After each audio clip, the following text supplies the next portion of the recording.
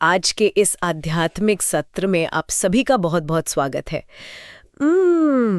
जरा सोचिए, अगर आपको अचानक ये पता चले कि दुनिया के इस पूरे शोर शराबे, उथल पुथल और जो हमारी रोजमर्रा की भागदौड़ है, उसके ठीक बीचों बीच एक पूरी तरह से नई और गुप्त राजधानी बसाई जा रही है। बिल्कुल। और मजे की बात यह है कि बाहर किसी को इसकी भनक तक नहीं है।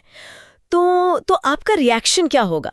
मतलब सुनने में किसी साइंस फिक्शन फिल्म की कहानी जैसा लगता है ना? हाँ, बिल्कुल लगता है। लेकिन आज की हमारी इस गहन चर्चा में हम जो स्रोत का यानी 18 मई 2026 की प्रातः मुरली का जो विश्लेषण कर रहे हैं, वो दरअसल इसी रहस्य को डिकोड करता है। आज हमारा उद्देश्य ये समझना है कि कैसे इस पुरानी होती दुनिया के बीच एक बिल्कुल नई चेतना का निर्माण हो रहा है। हाँ, और इस चर्चा में गहराई से प्रवेश करने से पहले मैं ये स्पष्ट करना चाहूंगा कि हम इस स्रोत को केवल एक पारंपरिक धार्मिक आस्था के चश्मे से नहीं देखने वाले हैं। राइट। अगर हम इसकी सतह से थोड़ा नीचे जाएं ना, तो ये दरअसल मानव चेतना, हमारी मूल पहचान और मानसिक स्थिरता का एक बहुत ही उन्नत मनोवैज्ञानिक खाका है। बिल्कुल। हम अक्सर सोचते हैं कि ये दुनिया बदलने के लिए कोई बहुत बड़ी भौतिक क्रांति की जरूरत है, कुछ बाहर बदलना चाहिए। लेकिन ये स्रोत हमें बताता है कि सबसे बड़ी और स्थायी क्रांति पूरी तरह से आंतरिक होती है। एग्जैक्टली। और उस आंतरिक क्रांति की शुरुआत दिन के बिल्कुल पहले हिस्से से होती है। मतलब? स्रोत में जिस सबसे व्यवहारिक बात का जिक्र है वो है खुशी। हर कोई दिन भर खुश रहना चाहता है। सही बात है। इसके लिए स्रोत एक विशेष आदत की बात करता है। अमृत वेले उठना और विचार सागर मंथन करना, अपने रूहानी पिता से मीठी मीठी बातें करना। अब अगर मैं इसे आज के कॉर्पोरेट या सेल्फ हेल्प कल्चर के नजरिए से देखूं, तो ये मुझे उन सीईओ मॉर्निंग हैबिट्स जैसा लगता है। हाँ, वो जो प्रोडक्टिविटी वाली आदतें होती हैं। हाँ, जहां लोग सुबह जल्दी उठकर जर्नलिंग या माइंडफुलनेस करते हैं।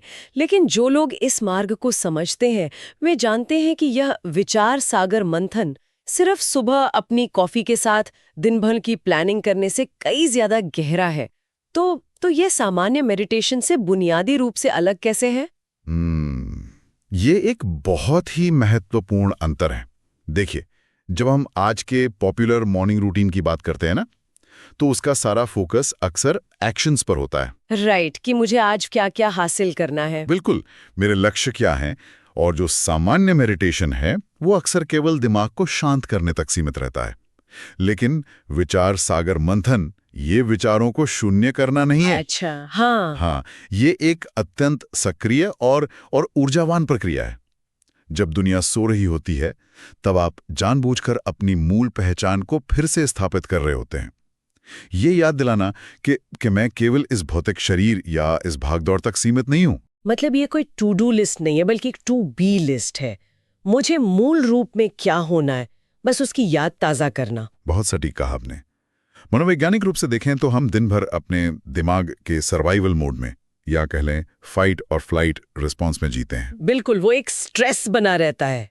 लेकिन जब आप सुबह उठकर ये याद करते हैं कि आप एक बेहद यानी असीमित परिवार का हिस्सा है, तो आप अपने दिमाग को सर्वाइवल मोड से बाहर निकाल लेते हैं। स्रोत में ऐसे ही रूहानी नशा कहा गया है। रूहानी नशा। हाँ, और ये कोई डोपामाइन स्पाइक नहीं है जो कुछ देर में खत्म हो जाए। ये वो आनंद है जो दिन भर के ट्रैफिक, ऑफिस की राजनीति या तनाव के बावजूद आपकी आंतरिक खुशी को बनाए रखता है। ये बेहद की फैमिली वाला विचार सच में एक बहुत बड़ा शिफ्ट है, क्योंकि जब हमारी पहचान बदलती है तो स्वाभाविक रूप से हमारा परिवार, हमारा दायरा भी बदल जाता है। बिल्कुल। और स्रोत में इसी बात को आगे बढ़ाते हुए 3 अलग-अलग प्रकार के परिवारों का जिक्र है। जिस्मानी परिवार, रूहानी परिवार और भविष्य का दैवी परिवार। लेकिन यहाँ वो गुप्त नई राजधानी वाला विचार आता है जो मुझे सबसे ज्यादा रोमांचित करता है। हाँ, वो एक बहुत ही दिलचस्प कॉन्सेप्ट है। स्रोत कहता है कि अभी ये ईश्वरी परिवार एक गुप्त दैवी राजधानी की स्थापना कर रहा है। इसे समझने के लिए मेरे दिमाग में एक उपमा आती है। ये बिल्कुल वैसा ही है जैसे हम कोई पुराना किराए का घर खाली कर रहे हो। अच्छा, किराए का घर? हाँ, मतलब जब हमें पता चल जाता है कि बस अगले महीने हमें अपने नए और बहुत शानदार घर में शिफ्ट होना है, तो फिर इस पुराने किराए के घर की सीलन, उखड़ते पेंट या टूट-फूट से हमें कोई खास फर्क नहीं पड़ता। नहीं पड़ता। हम वहाँ मरम्मत करवाने में अपना पैसा और ऊर्जा बर्बाद नहीं करते। हाँ, हमारा मोह वहाँ से पूरी तरह भंग हो जाता है। ये किराए के मकान वाली उपमा बिल्कुल इस स्थिति की असलियत को बयान करती है। देखिए, वैराग्य या आसक्ति का टूटना ना कोई ऐसी चीज नहीं है जिसे जबरदस्ती थोपा जाए। राइट। जब मन में ये पक्की समझ आ जाती है कि ये जगह हमारी नहीं है, तो आसक्ति अपने आप गिर जाती है। और जहां तक उस गुप्त राजधानी का सवाल है, इतिहास में हमने जितनी भी राजधानियां बनती देखी हैं, वे युद्ध से बनी हैं। हाँ, भौतिक बदलावों से, बहुत शोर शराबे के साथ। एग्जैक्टली, उनमें बहुत शोर होता है। लेकिन ये राजधानी भौगोलिक नहीं है, ये एक वैचारिक और आध्यात्मिक क्रांति है। तो ये गुप्त इसलिए है क्योंकि इसका निर्माण ईंट पत्थरों से नहीं बल्कि संकल्पों से हो रहा है। बिल्कुल, ये सारा बदलाव लोगों के मन के भीतर हो रहा है। बाहर से देखने पर इंसान वही काम कर रहा है, उसी ऑफिस में जा रहा है। हाँ, दुनिया की नजरों में वो नॉर्मल है। लेकिन भीतर से उसकी चेतना एक बिल्कुल नए आयाम में ऑपरेट कर रही है। भौतिक आंखों से आप किसी की चेतना का स्तर तो नहीं देख सकते ना। राइट। स्रोत साफ कहता है कि जब मनुष्य देह अभिमान यानी अपनी भौतिक पहचान में वापस आता है, तो ये रूहानी नशा तुरंत उतर जाता है।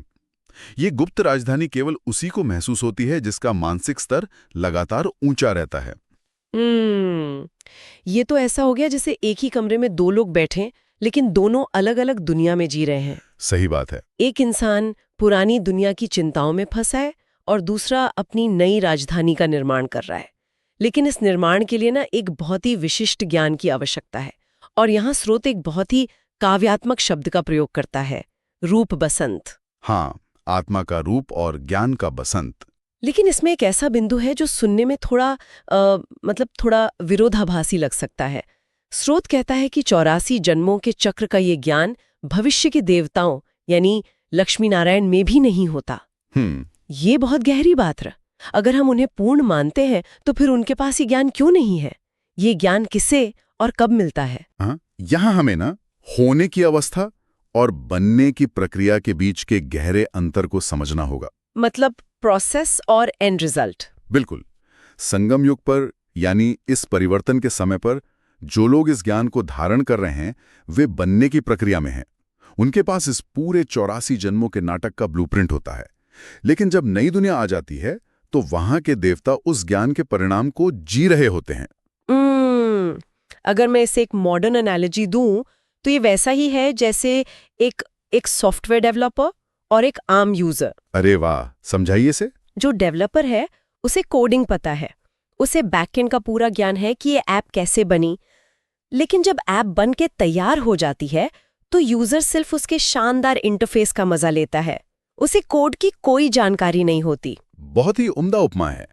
देवता उस ऐप के यूजर हैं, वे संपूर्ण सुख और शांति का अनुभव कर रहे हैं। उन्हें कोड या दवा की आवश्यकता नहीं है क्योंकि वे बीमार ही नहीं है। राइट। उन्हें ठीक करने के लिए कुछ चाहिए ही नहीं। ज्ञान की आवश्यकता तो केवल इसी परिवर्तन के समय होती है जहां हमें पुरानी कोडिंग को हटाकर नई कोडिंग करनी है। और इस नई कोडिंग के लिए ही स्रोत 3 पिताओं की बात करता है।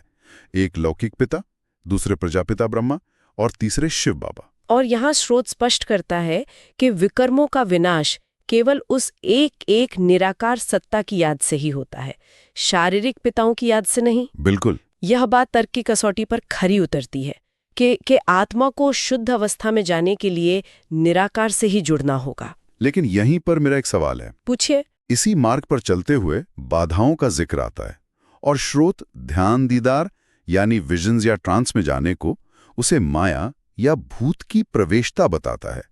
अब यहां मैं थोड़ी चुनौती देना चाहूंगी।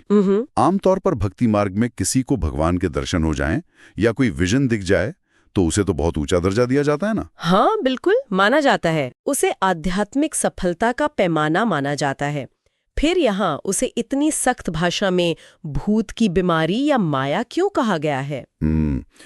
ये सवाल बहुत ही स्वाभाविक है और यही वो बिंदु है जहां भक्ति मार्ग और ज्ञान मार्ग का रास्ता पूरी तरह से अलग हो जाता है। अच्छा। भक्ति मार्ग भावनाओं और श्रद्धा पर आधारित है। वहां साकार रूप की पूजा होती है और अगर किसी को कोई विजन हो जाए तो उसे सिद्धि मान लिया जाता है।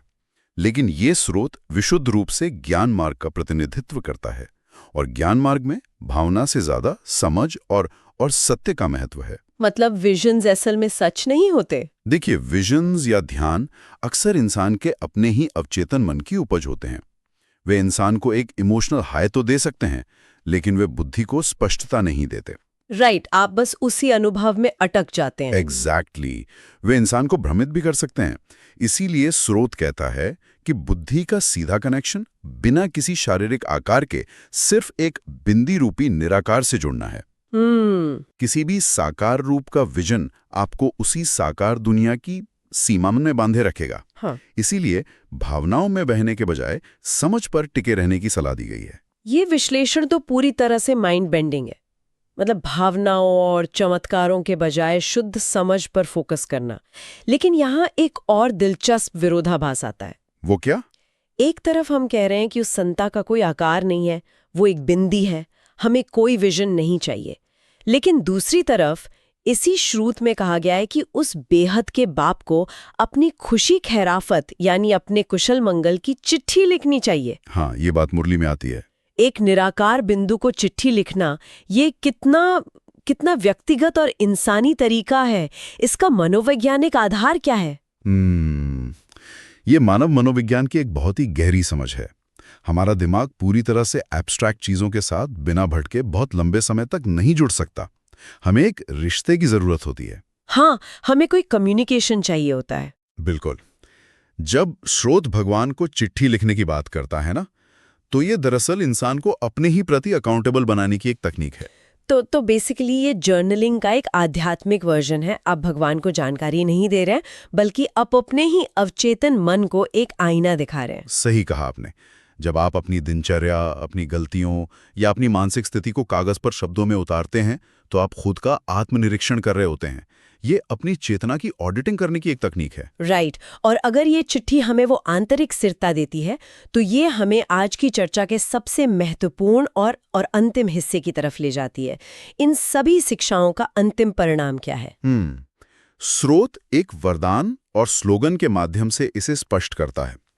क्यों और क्या की उत्पत्ति ना होने देना, ताकि एक रस स्थिति बन सके और साधनों का उपयोग करते हुए उनके प्रभाव से न्यारे रहना। बिल्कुल। आज के इस इन्फॉर्मेशन ओवरलोड वाले युग में ये बात हम पर सीधे लागू होती है। हम सुबह से शाम तक स्क्रीन पर चिपके रहते हैं, हर खबर देखकर सोचते हैं, अरे ये क्यों हुआ, अब आगे क्या होगा, जिसे आज डूम स्क्रॉलिंग कहते हैं। हाँ, वो तो एक लत बन चुकी है। बिल्कुल। ये क्यों और क्या तो हमारी सांसों की तरह हमारी आदत बन चुका है। ऐसे में साधनों का उपयोग करते हुए अछूते कैसे रहा जाए? मुश्किल लगता है, क्योंकि हमने साधनों को अपना मास्टर बना लिया है। स्रोत क्यों और क्या को व्यर्थ संकल्पों का सबसे बड़ा ट्रिगर मानता है। एक क्यों से 10 नए सवाल पैदा होते हैं। राइट। स्रोत हमें याद दिलाता है कि ये दुनिया एक पुराना बदलता हुआ दृश्य मात्र है, एक नाटक है। जब आप थिएटर में कोई नाटक देख रहे होते हैं और मंच पर अचानक कोई उथल-पुथल होती है, तो क्या आप घबराकर पूछते हैं कि ये क्यों हुआ? नहीं, क्योंकि मुझे पता है कि ये तो स्क्रिप्ट का हिस्सा है। बस यही वो सार है। जब हम इस दुनिया की घटनाओं से एक कदम पीछे हटकर उन्हें देखते हैं, तो अनावश्यक मानसिक हलचल बंद हो जाती है। डिटैचमेंट का मतलब ये नहीं है कि आप दुनिया की घटनाओं से अनभिज्ञ हो जाएं। इसका मतलब है जानकारी रखना, लेकिन उस जानकारी से अपने भीतर डर या चिंता पैदा न होने देना।